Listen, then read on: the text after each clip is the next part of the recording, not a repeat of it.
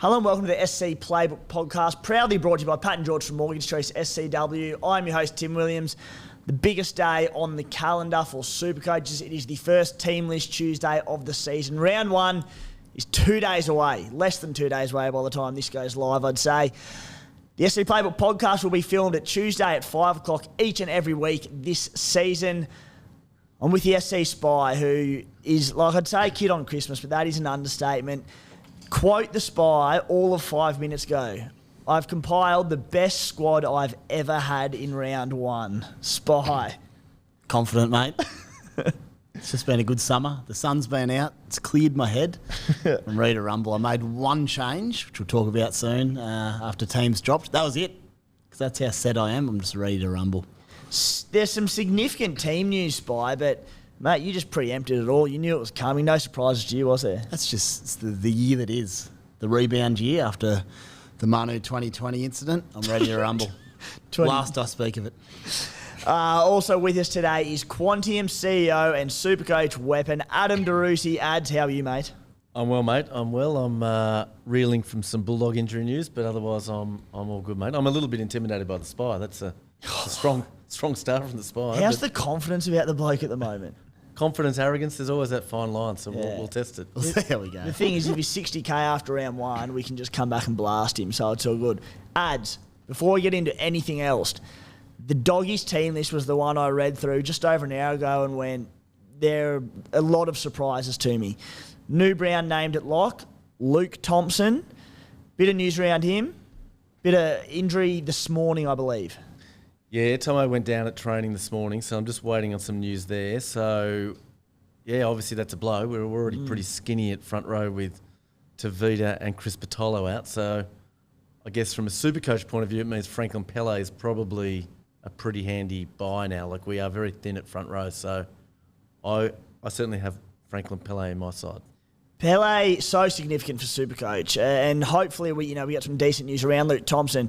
Pele's one that I had plugged in on my reserve front row and I wasn't keen on, but I sort of had him there. I was like, oh, he's cheap, maybe a few minutes. I was looking at cutting him, to be honest, penning cheapies, but now with those injuries, he looks an absolute goer.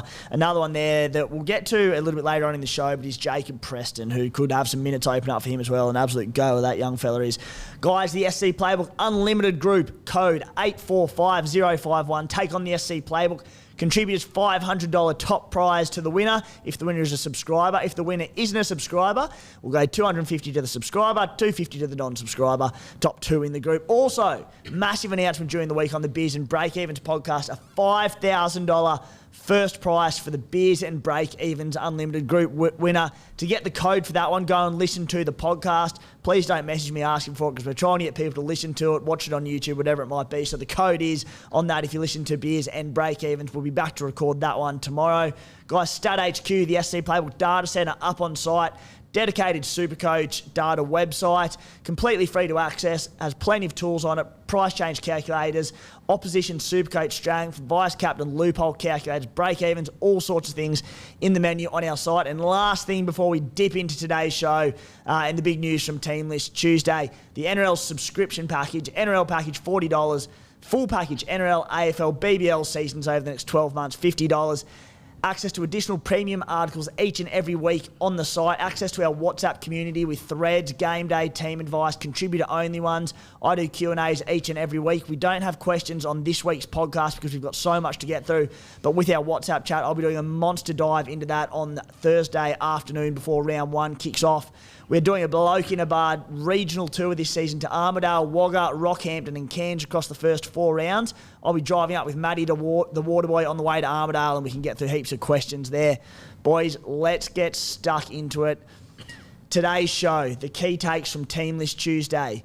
Also, it's a Cheapie special. We've been waiting all season for it. Spy did a big article on it yesterday. We've got all the names, all the information now, Spy, so keen to get through that one. Team reveals of Adam Driussi and the Spy, touching on plenty of my side as well, of course. Let's get stuck into it. And the big one that came during the week, Nicho Hynes. I think we may all have had him plugged into our side. Spy, potentially not, but $900K, not named for round one, has, I believe it might be a calf issue. Apparently not far away and could be okay for round two, but Spy, even when the calf niggle was mentioned, I wasn't paying 900k for him. Mate, I think you're mad to get Nico. Reason being, in a best case scenario, he comes back next week for round 2, pumps out a ton, happy days. Worst case scenario, though, he might not be back next week. There are a few rumours floating around. It could be a little bit longer than that. We don't really know, but the facts are, if it's a calf injury, if it ends up being 2, 3, 4 weeks, or he has a setback, it's $900,000 you've got sitting on your bench. As well as that, they've got the bye coming up, and you then have to trade him out potentially. Then you have to trade him back in. You're basically using potentially 2 trades to achieve nothing. I just couldn't do it. Let's just wait to see if he's healthy. Watch that first game back, and then you can plug him in from there. But I just think you're mad to start him personally. And what makes Nico such a great NRL player and Supercoach player is that he just has his hands in absolutely everything. His field coverage is like nothing I've really seen before. So if that calf niggle even puts him back the slightest, which is every chance it will, I cannot justify 900k. Now this not been named. Definitely not. The other one of that club adds Teague Wilton, named to start on the edge. What we expected, the issue there is that there's been a 4-forward bench named. Now, this doesn't come as probably a major surprise. We did, in the predicted teams, we had a 4-forward bench for the Sharkies. Wade Graham's on there. Now, bit of mail, I believe that Wade Graham will be playing as a middle, so I don't think he comes on and takes edge minutes. But does this place any doubt around Teague Wilton playing when I say a big minute role, I mean an 80-minute role? It's a worry. I mean, I've got him in my side, but I'm trying to work out who's going to, what the rotation is going to be there. So I'm interested in what you think. But he's in my side. I want him to play 80, but it is a concern, that 4-man bench, I reckon. It really is. As it stands, I've got him in my side, but we touched on it last week, but there's so many good mid-range back rowers who have only had, a few of them we'll get to shortly, have had their job security solidified as far as I'm concerned. So I'm just, and I'm now sort of half trying to fit in Preston with all the doggies news coming out as well. So look, I think I'll have Teague round 1. He's in my side at this stage, but it certainly doesn't help. The Eels backline cheapies, any hope we sort of had there have been quashed. Bailey Simonson and Wanga Blake, both fit, both named. Now, even if they've only been named and they might drop out come game day, they're obviously not far off. So I think a few blokes we were looking at there, we can probably put a line through. Josh Hodgson named as the sole hooker in that side, which I also found interesting. Too many hookers for me to even consider him at this stage. Matt Dury and Bryce Cartwright named on the edges, both in serious cheapie range. Sean Light laying out long-term. Isaiah Papali'i departed the club. Ryan Madison not back to round 4. Spy, pretty interesting.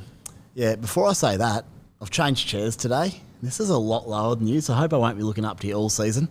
I hope it's just today. Nothing you're not used to, mate. All good. Rankings and all. But I just think potentially it's a trap. We've got some good cheapies around this year. For me, we've got Lane back potentially soon. He did his jaw, 2 weeks ago now, that first trial. He could be back around 3 or 4. Yep. Might not get a heap of price rises out of that. I think they got another back row on the bench in Murchie as well.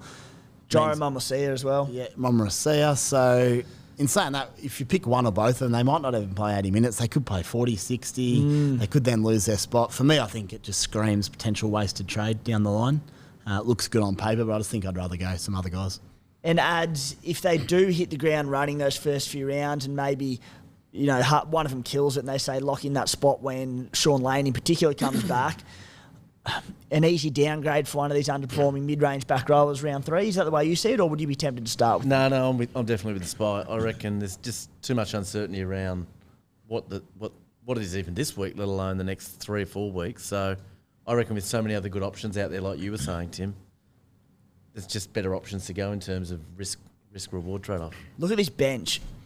Greg, Makatoa, Murchie, Momosia. Momosia and Murchie are both edge back rowers who, it's an interesting bench make up for mine. No Jacob Arthur. Again, these teams dropped pretty recently, so we've done a bit of analysis on them, but there's going to be stuff popping up all over the place that we spot here. So I'm with you. I think we want to see minutes. We want to get more news around Sean Lane in particular and just see who performs the best. Come round 3, whoever performs the best could absolutely be a buy, but just seems one to avoid. And I'll just tell you something on those guys. The only change I did make, I might have made 2 today, but I had someone around that mid-range, that cheapie price locked in leading into today. For an extra 120k, you can get Trent Liero, who starting edge back rower, Melbourne. I've done some numbers on him before. He actually started 2 games 2 years ago. It would have been in the back row. And he based 50 in both games, playing 80 minutes. He's got some attacking upside as well, so I'd much rather just lock in Liero, who could potentially make a couple 100k, good squad depth. You can play him if you need to.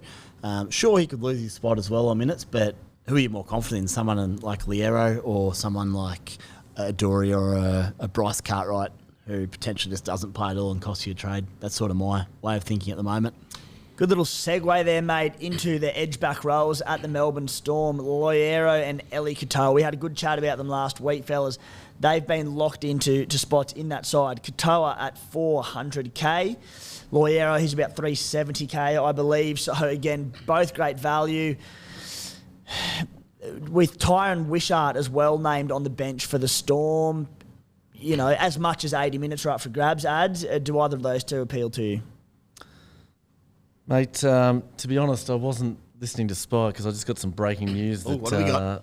it's not good. Luke Thompson's out for the year. You're The Dogs, no. Bloody. So that's it's not a good one. I'm assuming he's done his knee or something. Can't imagine you're out for the year with an ankle, which was the early report. So ACL that's just test come or something. from Gus Gould. So that's pretty close to the source. Yeah, you'd probably take it from him. Mate, that's shit news for the Doggies. Disappointing, mate. Disappointing. It's terrible for the Dogs. It's obviously, from a Supercoach point of view, probably Pele even becomes Yeah. more confident. But, I mean, we knew it wasn't great with Luke from the news this morning that was just on Twitter. But anyway, so that's how to be honest, I don't know enough about Trent Liero. Is that how you say his name? Yeah. I don't know enough about him, so I'm intrigued as to what his Supercoach game's like. Katoa, I obviously know from when he played at the Warriors, but isn't there some sleek-looking Katoa at Melbourne Storm? I just got no idea how these guys are going to play. Like, for me, again, I'm going to pass on both of them.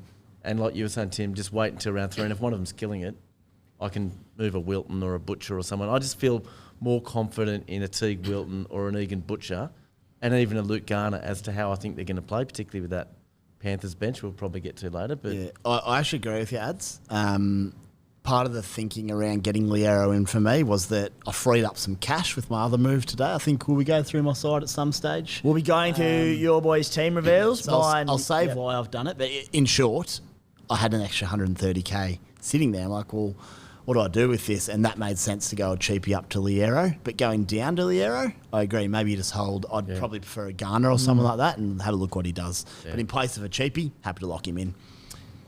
So much back row, mid-range, cheapy back row action going on at the moment. Such a hot topic of the Supercoach pre-season. Murata Niokora, name started on the edge. I think we all saw that coming. Now, I just wanted to dive into, I put the squad breakdown for both the Warriors and Cowboys up on site today. So all 17 clubs should be up on site.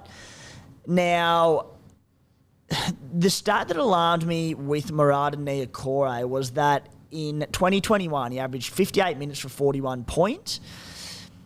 Looking back into that, 8 of those games were 80 minutes at centre.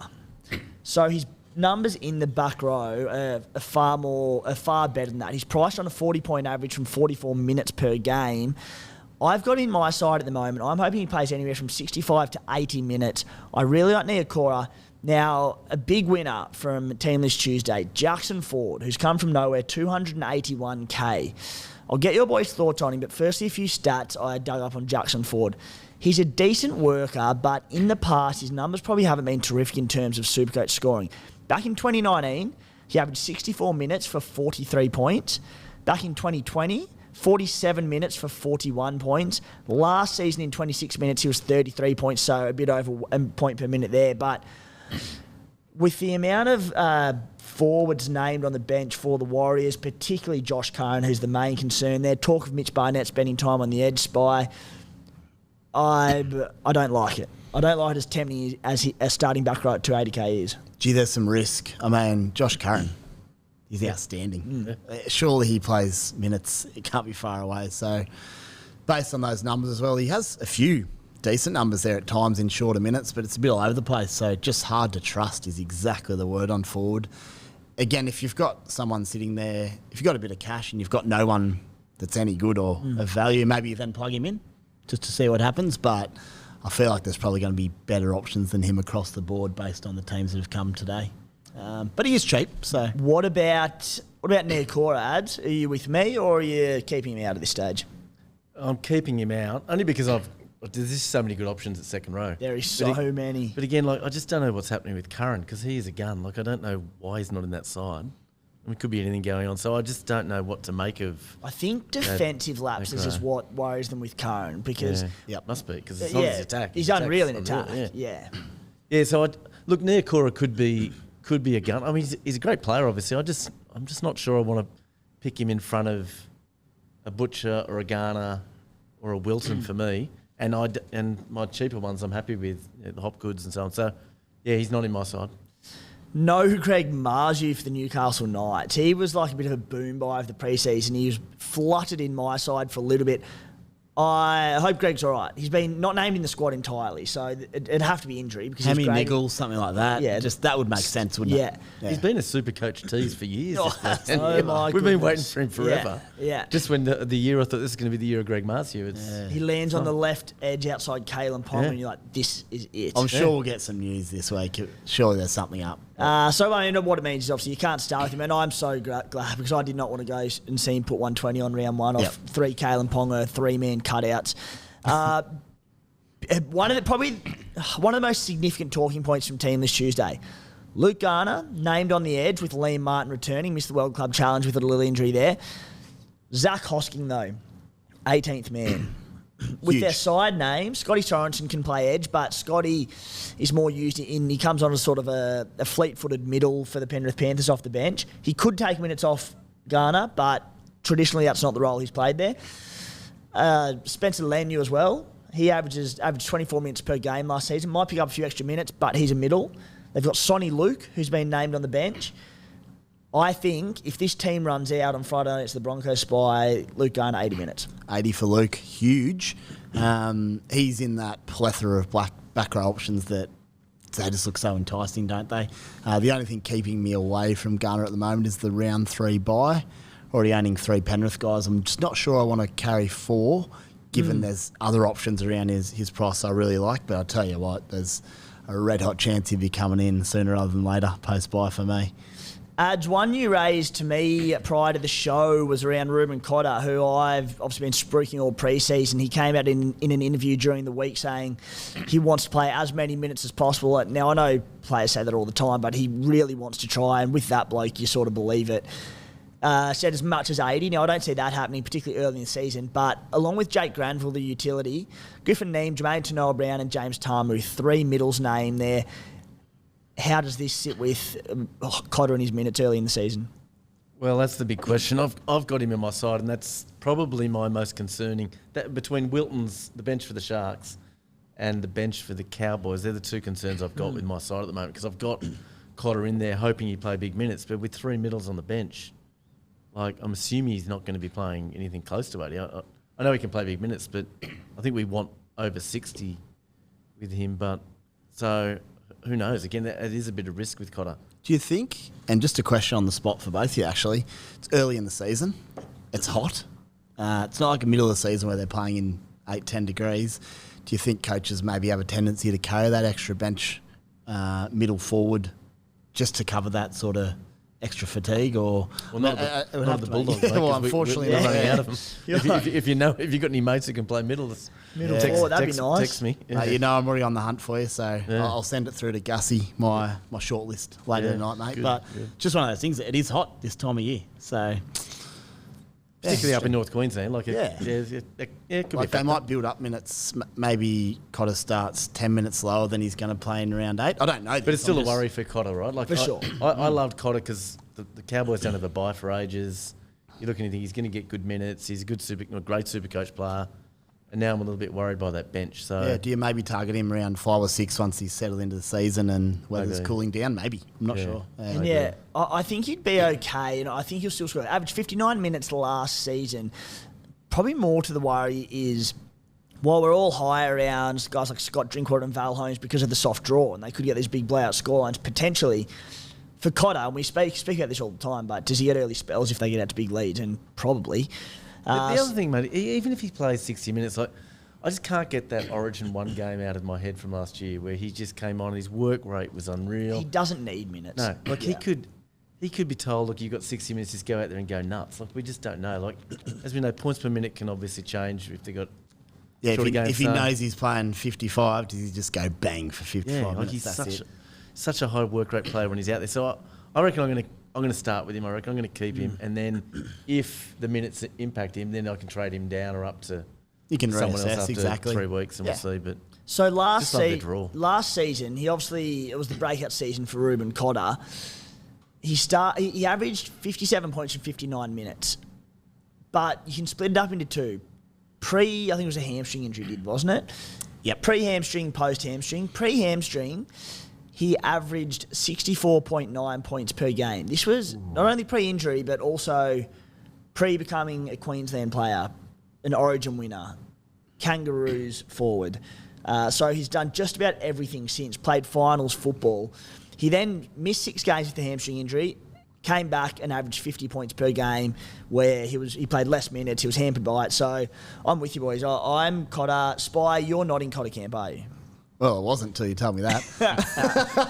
Cotter camp. You're welcome to join us at Cotter camp. Yeah, mate, plenty of space. Yeah, no, I love him. He's also someone you want to cheer home because he's just a bit of a legend. But 65 pre-injuries minutes, that'll be based on lower minutes as well to start the season.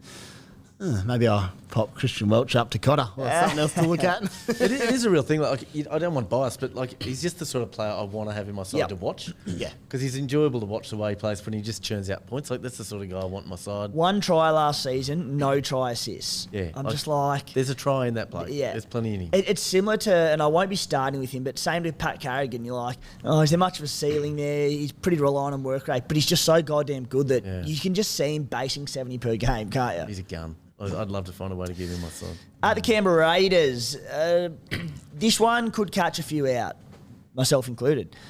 Josh Papali is out, which sees Pasami Solo start at front row, dirt cheap. Don't be sucked into it. Too many big middle forwards at the Raiders. Corey Harbour and Naira has been named at lock, so Joe Tappaney's obviously at prop. Corey Horsburgh's on the bench.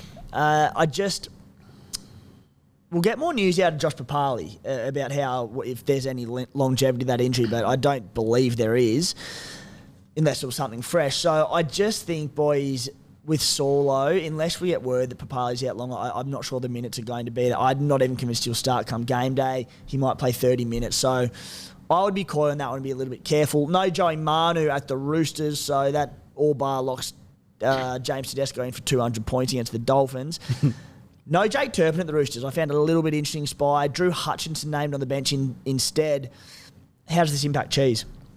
I think Cheese was probably looking at maybe 60 minutes regardless. So someone's going to cover that hooker role for 20 or so. If he gets 60, I'm happy as with Cheese. I'd love that. If he gets more, we're absolutely cheering. But I think 60 out of Cheese to start the year. A couple of 30-minute stints, he can do some damage. A couple of quick barge overs. Thanks for coming. You beauty. Guys, Paddy and George have mentioned to me they're getting a lot of you guys contacting them recently about debt consolidation. If you have a few different credit cards or loans with multiple repayments, they can merge them all into one loan with a single repayment at a much lower rate, meaning less stress and more money in the pocket. This really is a great option for a lot of people with their debt getting out of hand. I know it can also be a bit of a sensitive issue for some at times, but rest assured you're not alone. There are many people in the same boat. Paddy and George, always there to help. We had them on the show a couple of weeks ago. Paddy was dribbling on about Tommy Turbo and Jake Jaboyevich and how Jake Jaboyevich is worth more value. And to be honest, he had a fair case about it, Spy. Fair point. I'll tell you what, I hope I don't need the boys to come in and audit my Supercoach side in round 4 after the rev up I've given everyone telling it how good it is. You got a salary cap sombrero in your Supercoach side, do you got to do what you got to do. Your Uncle Nick Politis funny. If you can find a way to win the comp, you find a way to win the comp. Better yet, guys, mention you're an SC Playbook listener and they'll give you a free plan on how to get your debt in order. That saves you $129. Unreal. Boys, let's get stuck into our Cheapie analysis, the biggest, most important part of the season. And I think, obviously, it's Team List Tuesday, but the big part of that is Cheapies. Now, Spy, your article went up on site yesterday around the Cheapies. You ranked them. You gave a bit of a blurb on each of them. How we're going to do this, I think there are a handful there that we just all need to have in our sides. And, the more experienced Supercoach shouldn't be thinking twice and probably think, obviously. We'll touch on those quickly, but it's more the debatable ones that are a little bit conflicting. We're not too sure about that we're considering starting. So, mate, in order of your rankings, Jermaine Hopgood is number one. Standout, close to as close to a must-have as there ever will be. Just pick him if you want to play properly. Get him in. Enough said. Yeah, Spy's got that. Now, here's a big one that I didn't touch on in the team list, but Sunia Turuva, 275k, dual CT dub fullback. Bit of talk about young McLean, Jesse McLean getting that wing spot for the Panthers. He's not in the squad at all, lads. This means Turuva has been named in that side. Firstly, does this make Turuva a lock in your team? Is there any concern that when there's these whispers of McLean coming in and starting round one, if he was on the extended bench or something, I'd be like, sweet, they've gone Turuva. But because he's not there at all, I sort of think, does he have some little niggle in his background too? How do you see it? Oh, I think he's a no-brainer. And I don't pay any attention to, unless you've written the article, mate, I don't pay any attention to that sort of stuff in the paper. Having been involved in a footy club now, it's just so much rubbish that's in the paper. Rumours galore. Yeah, there's just so many rumours, and they're just so often just so far off the mark. So I'm just ignoring it. I think the guy's a Supercoach friendly player from what I saw. He looked like a gun last year in New South Wales Cup, so I'm very happy to have him in my side. He fits that bill, doesn't he? You just get him in, don't overthink it. I think you start him this week, I reckon. Yeah, I'm playing him for sure. He just looks like, of all those rookies, I agree with you, like he's the cheap CTW you want to start. And if there's an issue later, we'll deal with it then. And that's it. If McLean did come in round 2 and Turuva got dropped, surely we're all in that boat together. That's it. All aboard. Khan Pereira, 200k, CT dub. Just looked great in trials. He's quick spy. Lock him in. Paul Alamotti, your boy, adds at the dog. He's 200k CT dub. Get him into your team. He might play in the middle this week. Sorry, mate. Sorry. He's too big to play in the middle. It's too soon. Too early. Too soon. I apologise. Adge was nearly late scratching from this podcast. She's that devastated at that news. Josh Schuster. Now, this is an interesting one. News came out during the week, I believe, that... Oh, not I believe, it did. About him missing round 1, Manly the bye in round 2. Should be back round 3, but no confirmation yet.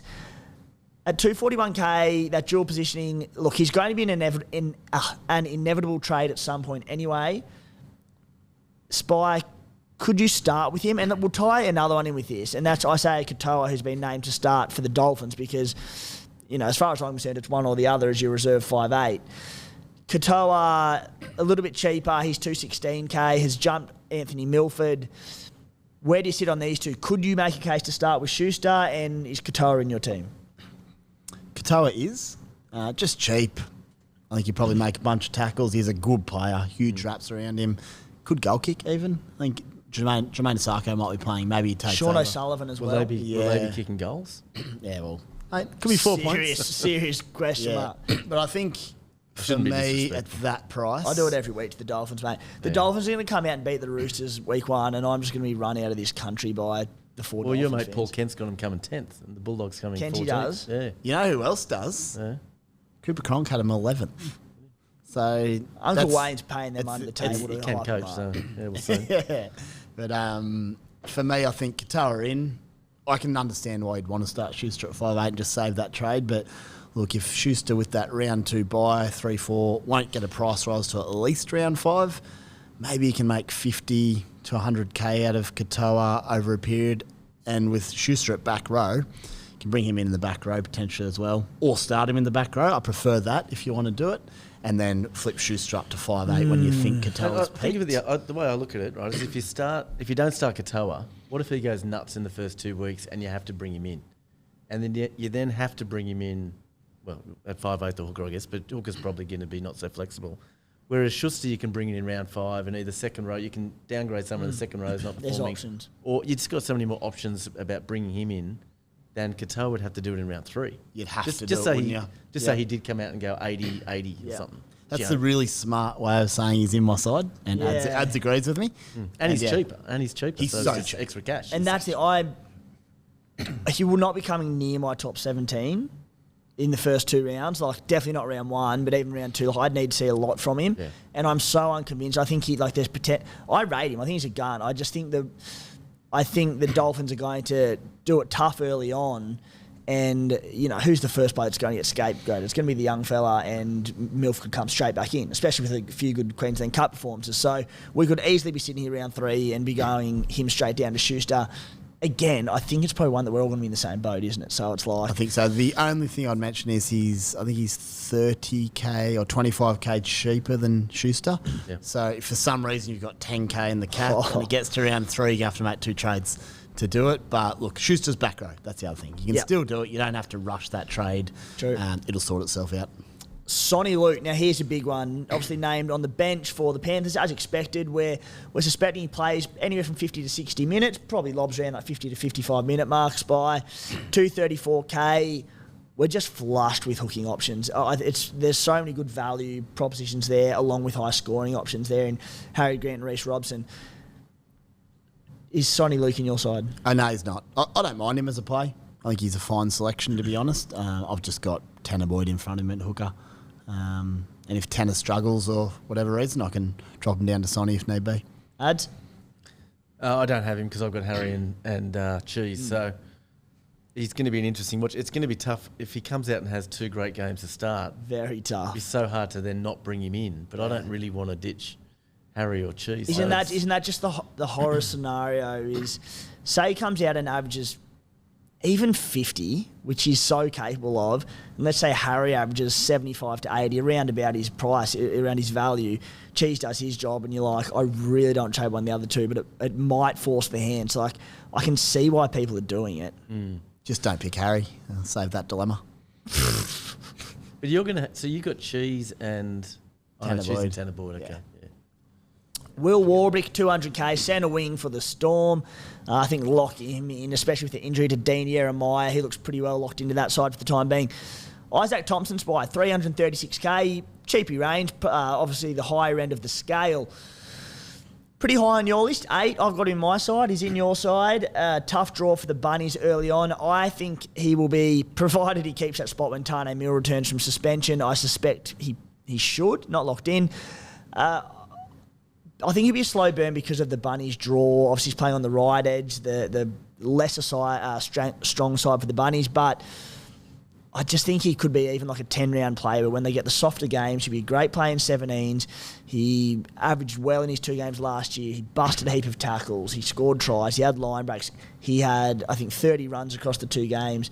He looks good. I'm a huge fan of him. Yeah, Supercoach friendly and playing outside the trail. Good enough for me. In a really good side as well. He's in South Sydney, I think. What do you think the risk is that he does drop out for Milne? I don't think anyone really knows, to be honest. I'm just going to back him in that he's young enough and good enough to keep the job. And if not, he's 336k. I'll be able to free up 100k or go across to someone who starts well from that range. The only thing I'm worried about is, and I haven't, I mean, he's only played a couple of games and I can't really remember watching him, but in that round 3, I think we've all got 2 Panthers in our CT dubs and they've got the bye. So we're kind of all going to be having to already have 2 players short. So if Thompson doesn't play round 3, you're going to be forced to use one of your trades to down trade Thompson. And then it's easy to say in round 3, I'll just trade him out. But that's that important week to bring in the most important cash cow. And so I don't want to have to... I mean, I guess you could still start one of the other guys you've got. But that's one of your best, though. Seriously. Yeah, that's what I'm worried about with that. You've got 2 Penrith. Taruva and if Isaac doesn't play... Yeah, pretty skimpy. Just a risk, right? Yeah. What you're basically saying is, what's the harm in just waiting 2 weeks and getting him around 3 or 4 if you need to? There's not much risk. I'm just backing him in on a bit of a gut feel. I think he's going to be really, really good and saving that trade. I could be wrong. I'm tossing up between him and Chance, but at the moment that's why I got Chance in there. But I don't feel great about that either. But here's the other one for you, Spy, that comes to mind now. The Bunnies have a tough opening couple of games. So are you going to play, and this is obviously relevant for myself too, Isaac Thompson in the first 2 weeks for those tough games? Because if you're not, then, well, maybe that lends itself to waiting and finding out what happens when Milne comes back. Because the way I see it at the price is like you pick him as, you know, what should be a solid scorer for you in your 17, but also tough games. Yeah, no, you're right. I'm really happy to play him this weekend, but I'm not because got Khan Pereira there against the Tigers at Leichhardt. He scored something like 5 tries in barely any minutes in the trials, that 4 on left edge. I just think Calm Pereira's upside could be hard to pass up this weekend. So that being said, with Isaac Thompson against the Sharkies, I would be happy to play him, but I'm not. So that lends to your theory that maybe I just wait. I guess the other thing is, who do I go to? Am I happy with someone around that range or cheaper that I'm happy to have in my side? So looking ahead Maybe to round 3, Will Warbrick plays against the Titans. It's in Queensland, so a good play match up there for him, I believe. Paul Alamotti for the Doggies has the Tigers. So mate, At Belmore. At Belmore, That's not bad. He's scoring. That's He's against scoring your own 4 team, there. but yeah. And then I'm happy to. Thompson's against the Roosters, right? So that's not an easy draw for him. Yeah, but Rick that's Thompson's gone fine. for the Yeah, season, mate. Oh, Sorry, you made Isaac Thompson, mate. Wow. Thank you. I was going to say, This could be my last we podcast. just agreed not to, but I realised Tim didn't agree to that. Yeah. Back on track here, boys. Ads just gave me a rap about reading my articles as well, so now I feel bad. But I'll reserve it for the Spy in future, mate. It's the Aussie way, mate. Just got to get through it best we can. In short, I like those matchups, and I'm happy to play basically everyone there who's on my bench. Who do the Titans have round 3? I think you Storm. Mentioned. So I'd have to play Calm Prairie against the Storm. They're a bit leaky on an edge lately. You'll be right. But yeah, lately, pre-season. Stefano Udakamanu at number 9 in your list, 319k. Probably a little bit further down than I suspected, Spy, but maybe a little bit higher after today's lists. Probably that weaker bench in terms of middle forwards for the Tigers, showing a lot of faith in Udakamanu. So probably punch him up a little bit there, mate. I just wasn't sure how his minutes are going to be. And if he only gets 40 and he shares a prop role with some of that deep prop rotation at the Tigers, then maybe he scores some 30s and 40s in there, which aren't great, but it's okay. That's the concern. I think he's a safe buy. The issue is people like ourselves, Ads, who are partnering with Ruben Cotter in the front row and with a pretty weak front row bench. I'm probably not expecting a lot from my front row bench in Mo Ali and what will likely be Pele now. So if you start slow, you could be getting 35 plugged into there each week. But there's also more upside there. Like he's the kind of bloke, if you're playing him each week, he's got tries in him. So he might get 2 one week or one and then none the other.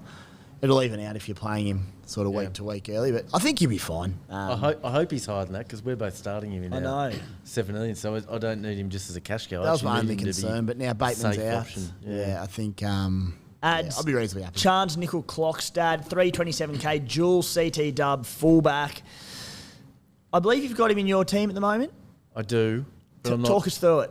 Oh, it's a guy I could afford that fills the place. It's my least confident spot in the team probably, but he's there at the moment. That's probably the main position I'll look at over the next couple of days. And he'll bust his ass for you though. Like he'll run all day. Yeah, he's average. So I should ask Tim. He's the Raider. You've watched him for the last few years, and he averaged, I think, mid to late 50s at fullback. The last 2 seasons, he's had really limited minutes due to injuries, few stints off the bench, but. I mean, in those the couple of years before when he was with the Raiders, it was a pretty red hot team he was playing in, so he had a lot of opportunity. That being said, like I'd have to go back, but I don't think he had like crazy amounts of attacking stats for them. He just goes and goes and has 20 plus runs per game, breaks a few tackles, gets the odd attacking stats. So at the price, again, he's not in my team because I'm struggling to fit in all my CT dubs. All of a sudden, cheapies have come from everywhere. So I've had to cut Remus Smith from my side as it stands. That is because I've cut Nico Hines with that news that he's out, which freed up cash to go Remus to Val Holmes. So, yeah, it's a very interesting position, CW. But his base, he'll work hard for you. So I don't mind it. I think I'll stick with him. Like I said, he'll do a job for you early. Yeah, and if you can get a fullback that does have a high work rate, then it could be a good thing to have there. So I think I'll stick. Yep. Yeah. Tommy Talau, Spy, 301k, CT dub, really good in the second trial. One who, he looks a really solid buy at a slightly awkward price, but not too bad. But I just don't know if I can sneak him in. I think there's better and safe CT dub options with better job security. He's a really good player. Fresh off injury, though, I think he's an option, basically, and maybe I'll even bring him in for Isaac Thompson. What about your little spruik buy last week, mate? Brent Naden at 345k, 13th on your list. What about him? I think he does have good job security, looks good. Would you pay the extra 40k for him? Potentially, yeah. I think everyone we've mentioned so far is an option to go on your side. And the way I've done my list, I basically did it. Anyone I didn't think that you should put in, I just haven't named. So if they're in the list, I think they're candidates. It's about a 35 player list, so you've covered it all pretty well, mate. About 18. No, it's not. 18, 19, 20, 21, 22, 23, and the rest. 23 on the list, numbered. Comprehensive, mate. Yeah, Exactly. I'm spooking you, mate. Yeah. You've outdone yourself. So here's a couple of really interesting ones. I think we've spoken in depth about the Hammer. So Tabuai Fido, 330k. I'm cutting a few on the run here. Hammer, not interested in. I'd prefer Chance. I'd prefer Tommy. I'd prefer Naden to start the season. I think we cut him. We'll reorder this list before Yep. Thursday night. Jackson Ford, we already spoke about. Davey Mawali, I'm cutting as well. Why are you cutting Davey? I'm just concerned, middle forwards with blokes potentially coming back, they're going to be a trap and they're going to make... Saliva's gone for a fair while. Hame Sele, he's probably the issue, but they've also named Blake Taff on the bench with Shaq Mitchell, is not going to get big minutes. I have to check who's due back. I think for there's South. minutes for him. Yeah, well, how many does he need? Points per minute would be interesting on past stats. But if he plays, 35 minutes, what's he going to score? Is he going to make you 70k? I'm just not fully convinced. I'll tell you who I like more than that is Sean Kepi. I just think he could be in for a big year. It's just something I saw on the trials. There's probably minutes there available to him if the coach likes him. I don't mind Kepi. So I'll just, for that extra 40k, I'd prefer someone starting at lock for Manly than a South bench player. I'm glad to hear you say that because I've got Kepi on my side. I was wondering why you had him below some of I was those just other waiting for blokes, but teams. Yeah, I think pump him up a little All bit. right, I'll roll this out to you. And Okay. I mean, things are moving so fast. Teams have dropped. The excitement's high. So I said I've got Cotter and Udakamanu, but then on the bench I want to bring Pele now in. Sean Kepi, I mean, again, because he's starting lock, he just looks the safest of them, doesn't he? But the numbers aren't very good if we're looking at history. And you can go on eye test this season, and the fact he's starting lock says, he's obviously won faith there at the club. But 32 minutes per game last year, average 26. When a front rower is playing that little a minute, you want him to go at a point a minute. The season prior, he averaged 47 minutes per game for 40 points per game. So even if he increases minutes, on history, he could change it. Well under a point per 15 minute. extra points though. That's a fair bit of cash. 140k. If he gets, and he should get 47 minutes, but not necessarily. So again, he'll make money. Don't get me wrong. I'm not sold. Yep. Is that a high score of 71 as well? Yeah. So there's no, doesn't have a high ceiling either. Yeah, and I mean, I know he's a bit of a... This is comparing to a Davey Mawali. He's a worker, yeah. I just want to make 150k out of him. That would be great. Yeah, but And I don't want to take 15 weeks. Cool Exactly right. Yeah. Yeah, call it a gut feel though. There's just something there. I think he's going to have a blinder. And I'm not confident on that. I get it, Spy. You look at him starting lock for Manly. Looks like he should get decent minutes. Then you look at Franklin Pele or Davey Mawali, bench forwards for their clubs, likely to play lesser minutes. Sure, the role looks better, but, is it going to translate to scoring? I'm not so sure, even if the other boys do play fewer minutes. You'll average 45, and I'll take it. I think on your list you had there before, you didn't have Franklin Pele in the top 20, but I think with the team list now... Can update that. That'll come up, surely. I think he's a no-brainer at that price. And he's got an offload, he's got a line break in him. He'd be a try scorer, wouldn't he? You'd say he's got it in him as well. There's plenty of highlights of him scoring tries. Doesn't mean he's going to come on. But he's capable. Well, he's got some attacking flair. He's not a workhorse. He's a high intensity type player. So I'd prefer Pele Supercoach over wise, maybe. Yeah, it's an issue on that's The probably. Sofa Solomona, TPJ, powerful. He said there's going to be offloads. There's going to be tackle bus. I've got them both, but you scared me a bit now. And then you'll know doggies wise, they got TPJ back hopefully soon enough. Anyone else of note to come back soon, or not really at the moment? No, I think Chris Patolo's out for a while. Yeah. Obviously Luke's gone. So there could be an opportunity. And then the young bloke Sam Hughes, I don't know when he'd be ready to play. I think he's got a back issue. So no, we are very, very thin for middles. So here's we've had to have dispensation. Like round one, we had to get special dispensation to pick Jaden Tanner on the bench. Yeah, wow. Yeah. Huge. So, and look, with forwards dropping like flies at the doggies, it all leads into, it goes back to Matty Burton. There's no platform there for him. Yeah. It's not going to help his case, is it? So, and just the reason we debate this so much of someone who might not seem important if you're listening is, or if you're watching, is this is one extra trade you can save in the year. Huge. You nail this last spot, You don't have to then move them on in round 3 or 4. You don't take up a spot in round 3 or 4 when you want to use a trade. It's just a real bonus if you can get it right. I wouldn't get into no platform yet. We're talking. I just think is absolutely giving it to you. Yeah. I wouldn't say there's no platform. I meant a lesser platform. No, but but Tavita will be back relatively soon. I think he's looking at round 3 or 4 or something like that. So I think we got and there's some big minutes in someone like Max King. So but a week someone like Ray can play in the middle. So I think there's a platform. But I think what it means is Franklin Pele is more certain to be in the 17 on an ongoing basis than he was, say, a week ago. That's it. The Dogs will be fine, but a week ago, the Doggies had TPJ and Luke Thompson there. So, like, talk about platform. And Patolo. So, like, it's a big... It hurts. Yeah. Jacob Preston, another bloke who I would assume Spy will elevate up this list now that teams have dropped. He excites me. Or so much hype around him. He was fantastic in the trials. I suspect, and it wouldn't surprise me round 1, and this isn't going on any word from you, Ads, or anything at all, I'm just backing eye test. And when I look at the makeup of a team, what would I do?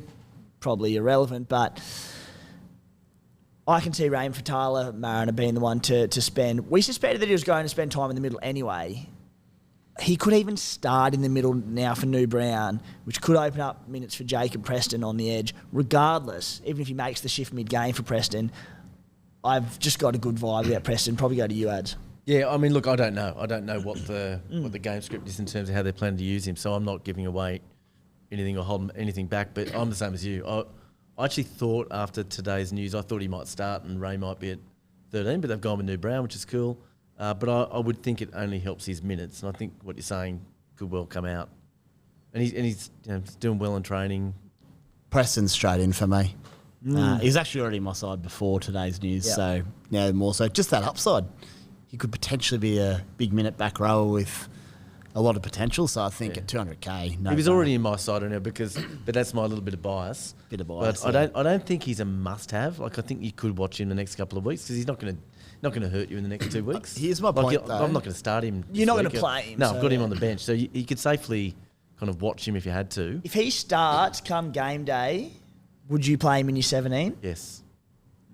Well, if he starts, I'm assuming he's starting so he can play 80. So I'd be then... I don't know, but... When do the Doggies play this week? Saturday, 3 p.m. Brookvale.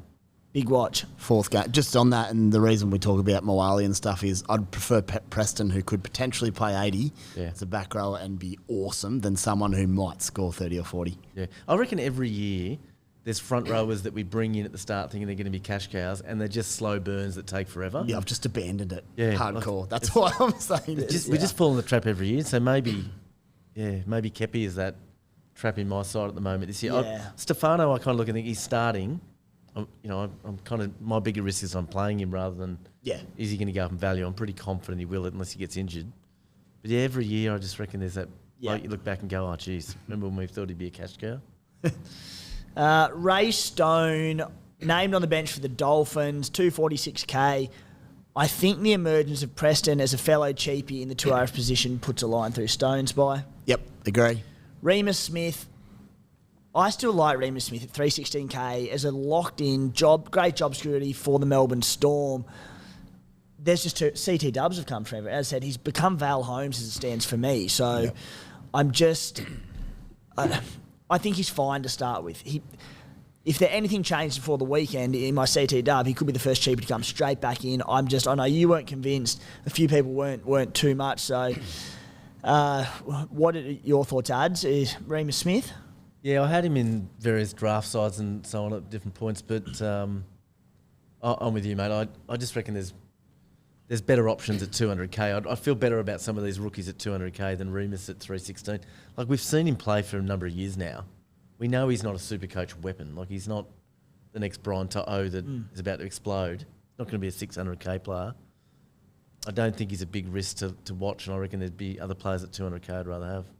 That's it. So I reckon we've covered that list pretty extensively. We might have missed one or two there, but I think we've got the brunt of them, I'm sure, between articles and podcasts and all sorts of things. We'll cover them pretty well. As I said, Beers and Break-Evens back tomorrow morning with the Guru. We're going to go through a really, real big deep dive. So if anything we've missed there, you'll hear about tomorrow. Guys, we're excited to link up with betr for the 2023 footy season. Each round of the season we'll be producing exclusive SC Playbook special markets of our own. This week for our SC Playbook betr multi, we've got the Dolphins to win the spoon into the Roosters to win the minor premiership at $16. I do like that value, obviously like the multi because I put it together. Just expecting big things from the Roosters this season. So I really think they could potentially dominate this competition. Might be slow burn the first few rounds, but once they put it together, and it shouldn't take long on the back of what we saw last year, I think they'll be red hot. And the Dolphins, I really do hope I'm wrong, but I think it's going to be a tough season for them, and we could see it as soon as this weekend. So $16 for that one. To follow along, you can find the link in to the market in any of our articles at scplaybook.com.au or in our YouTube description. By going through those channels, it'll let betr know that we sent you, so that'd be much appreciated if you are linking up with them. Of course, it is for those aged 18 plus only, and please remember to gamble responsibly. Roosters Chooks. It's going to be a prelim or a grand final this year. It's going to be the biggest day on the calendar. Massive. Should I say Roosters Chooks? I meant Roosters South. Roosters South. It's going to be massive. I was about the other day, Roosters, it's just been teaching with all these prelim finals in recent years. It's a final soon enough, a grand final soon. It could be this year. I think it is. It's just the year. This year's just going to be massive all around. Boys, we've got your full team reveals here. Now, to be honest, I think we've touched on most of it there throughout this show, but I'll just pick out a couple of interesting ones that stand out to me before we wrap things up for the podcast.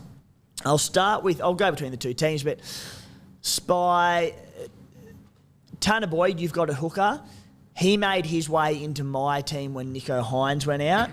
You are running Tanner Boyd, and you also have Sammy Walker in the halves. So you've got Cleary and Walker in the halves, Boyd and Brandon at hooker. Look, I think Tanner speaks for himself. He's cheap, he's goal kicking. Titans have a good draw.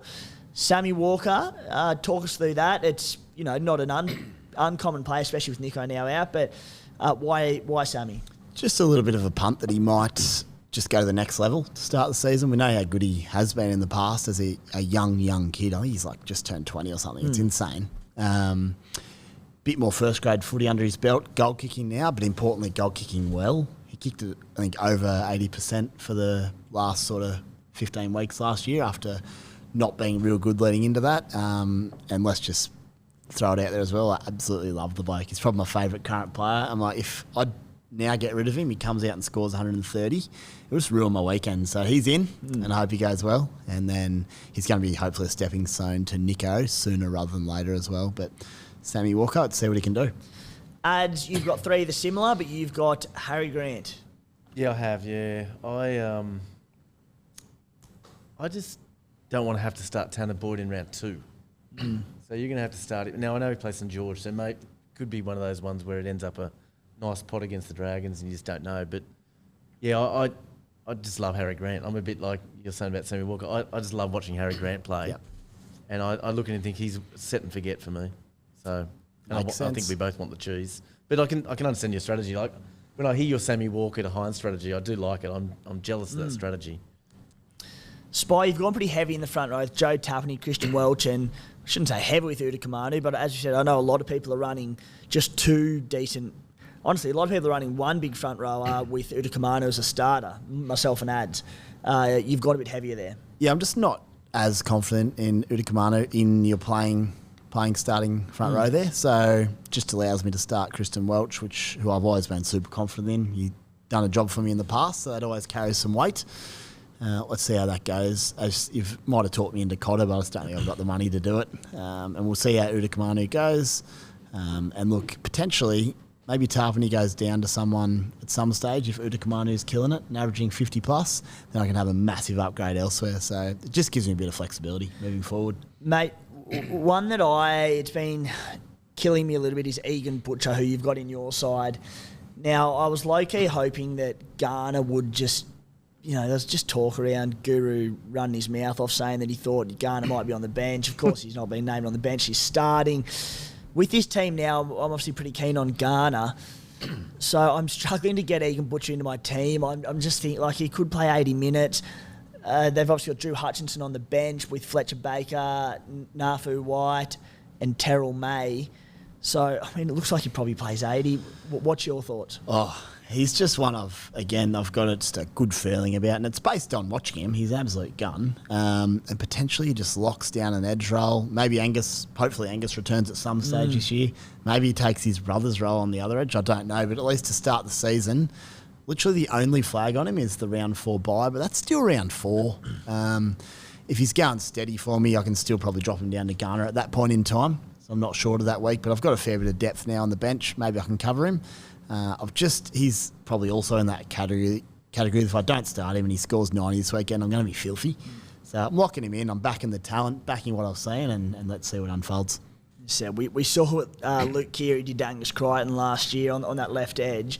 So and Keary, who was under a bit of an injury cloud, and probably still is, to be fair, with his melon, he's been named to play as well.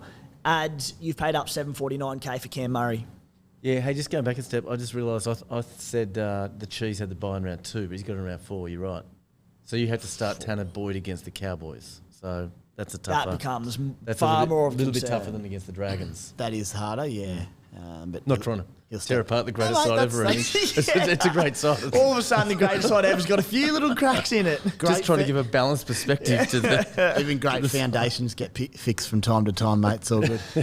Cam Murray, I kind of is expensive, so I didn't want to spend the money. But I started with him last year. I love him as a player. I think he's one of the best players in the NRL. And the only thing that surprised me is how many people own him.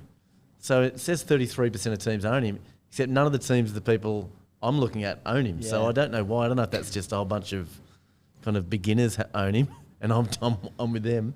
But I just, the more I looked at it, his average from last year was brought down a little bit from, I think he got a 1 in one of the games. Oh, the last round. Yeah, so he averaged about 75, especially when you take out Origin period. His average is just so solid.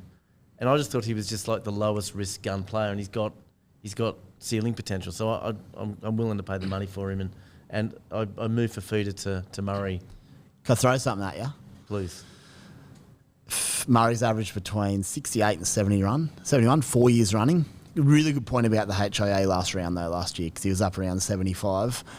Fafita's priced at, 66? Just in terms of money-making and points, but mainly money-making, Yeah. surely Fafita's more chance to average 15, 20 more than Murray. Yeah, he could. Yeah, no, well, I mean, you're right, he could. I got frustrated owning Fafita last year. Like, he just killed me watching him. The other thing is the South don't have a bye until... it's so late it's irrelevant. I think after Origin, isn't it? Around Just lock him into Origin, time. Murray. So I at just looked and least, thought, here's the guy. So again, you just get that extra game out of Murray versus Fafita, and I Yep. like that as well. No, for sure. So, yeah, but I had Fafita in until a few days ago, so I can certainly understand Fafita. I'd like him. The other thing is, mate, we just spoke about, a few question marks around, I suppose, fitness of South Sydney middles. It's a brutal draw for them, so sure, potentially a few less attacking stats for Cam Murray, but could and probably should play big minutes. I just reckon his matchup, like bomb-proof. Like, I don't think it really matters who he plays He's against. bomb-proof, Like, he's a freak. the way he plays, I think he plays against a better opponent. He'll probably lift his work rate and do whatever he's His got to do. only Like, risk is maybe another HIA, just his style Yeah, of play. yeah. Like, he's so hard in the middle, he hits low and stuff. Yeah. But yeah, like everything you say, I mean, you can understand. we're tossing up between two guns, right? Like, I think in this case, just go with whoever your preference is, who you like and who your gut feel says. Either of them, I think, are perfectly fine. Do a job. Now, Yeah. fellas, we're going to wrap up very shortly, but all three of us have Val Holmes in our sides at the moment. As I said, the Nico Hines injury, it allowed Val to come back into my side after being in and out of draft sides all pre-season. It's just too concerning with their draw and how easy it is. I'm just scared he just goes whack, whack, whack, and you start on the back foot. And centres are tricky this year. Like, even the guns, you just don't quite know who to trust. So I think Val's your man. And it'd probably make us look silly. Come out and score 40, 45 and 40. He absolutely could as well. But that's right? the centres. Yeah. But the fact you always talk about upside. Upside wins your premierships. And he's the bloke that could just as easily come out and go 130, whack, whack. He was good last year. At the end of last year, I had him. I think you might have had him as well. He was just so reliable. And even in games when you thought he was quiet, suddenly you just go bang, bang, and he's on 100. And that soft draw, if the Cowboys are anything like last year, and I don't think there's any reason to think they won't go even better, it's set and forget for me. Nice. He's my first centre chosen. Yep. Hey boys, we'll wrap that up for the SC Playbook TLT edition, round 1 for 2023. Exciting times. Got through plenty there, I think. I said back tomorrow for beers and break-evens. But thank you, Ads. Thanks for the scoop, mate. Thanks, boys. No worries. And Spy, good luck with that greatest team of all time. Thanks, you fellas. should be number 1 after round 1, you realise, if it's the greatest team of all time. Nah, whoever's won after round 1 won't win it, so don't worry about that. Sorry to damn I might go pick it apart a bit tonight. I'll get back to you, but I'm still pretty happy with it. Hopefully no changes incoming. Guys, my full team reveal will be on site at scplaybook.com.au along with the Spies Cheapie yarn and a stack of other pre-season content. Also plenty more to come out before the weekend. The Half-Backed podcast with Sammy Williams, the former Raider, one of the sharper minds in the rugby league community, starts up again this week as well. So looking forward to that and keep an ear out for that one. Guys, thanks for tuning in and good luck in round 1.